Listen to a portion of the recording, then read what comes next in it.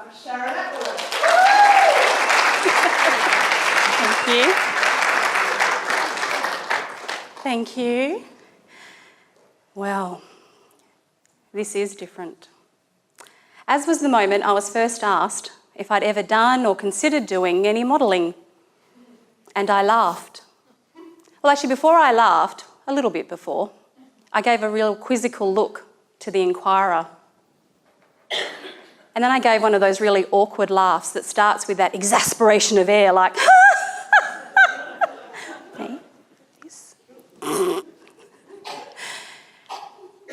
because it almost seemed mean to ask a curvy girl if she'd ever done any modelling, but ask she did. It was a busy night at Myer Morley, and I'd been in there shopping for shoes. Shoes are my friend, because no matter the size of my behind, I can always find shoes to fit.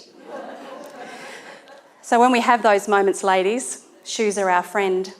But I'd also deviated away from that path and popped down to Taking Shape. They're an Australian-designed label that Myers stock that fit us curvy girls. So that's always my friend as well. And they get me in there. That need to kind of feel my best as best I can, and not always in head-to-toe black. So I had popped down there that night to see what they had for me.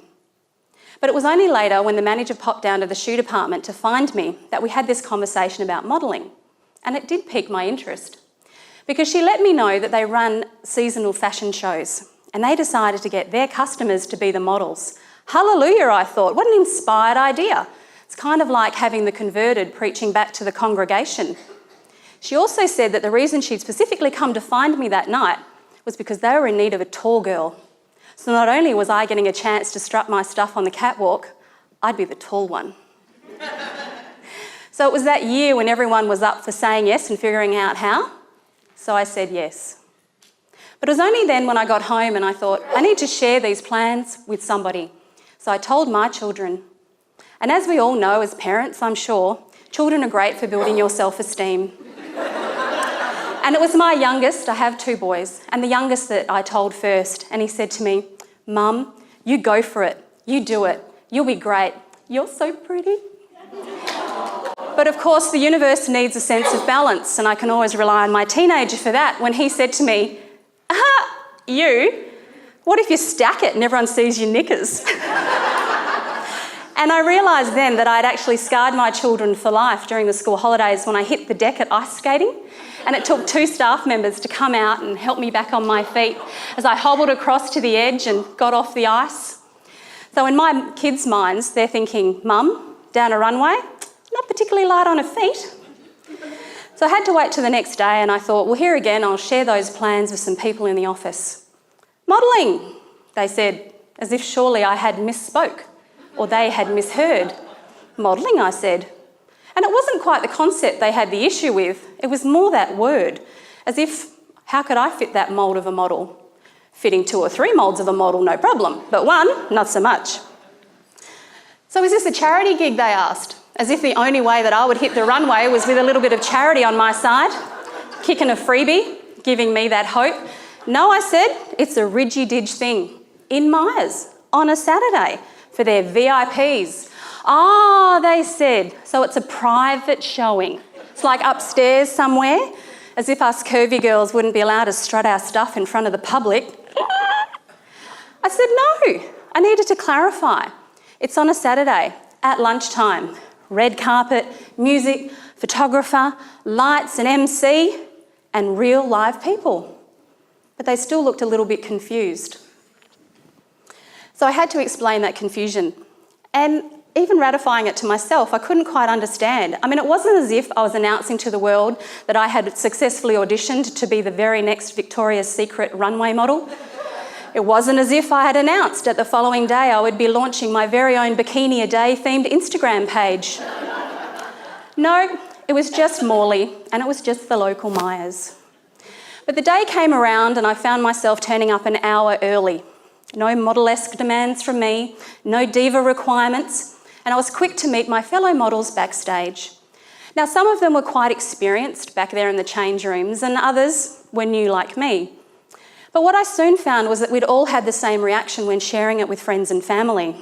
They'd all had that quizzical look when they said they were modelling, and everyone seemed really quick to either protect their sense of what it was or protect our idea of what we should be by sort of dumbing it down. Oh, you're an amateur plus-size model. That's what you're doing. But we did it well, and we really didn't care what it was called.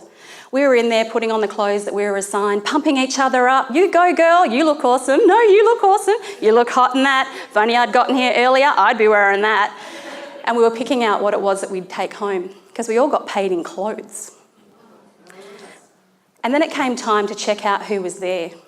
And I'd actually put off poking my head around the corner, because I thought, I don't want to see these Saturday shoppers milling around waiting for us to perform. But I had to have a look so I knew where I was walking. So I poked my head around the corner, and I was greeted with the sight of 85 women filling all 85 chairs up either side of a red carpet runway in Myers, and those other Saturday shoppers milling around behind.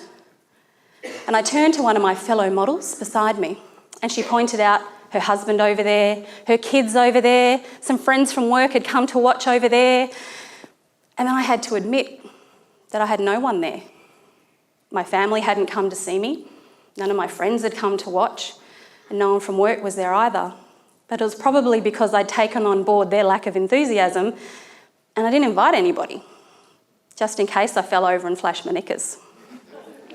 But we decided to rock it anyway, and the crowd were amazing. I mean, they were all there and excited for us, because we were there wearing clothes that they loved to buy and we loved to wear. So what was not to love?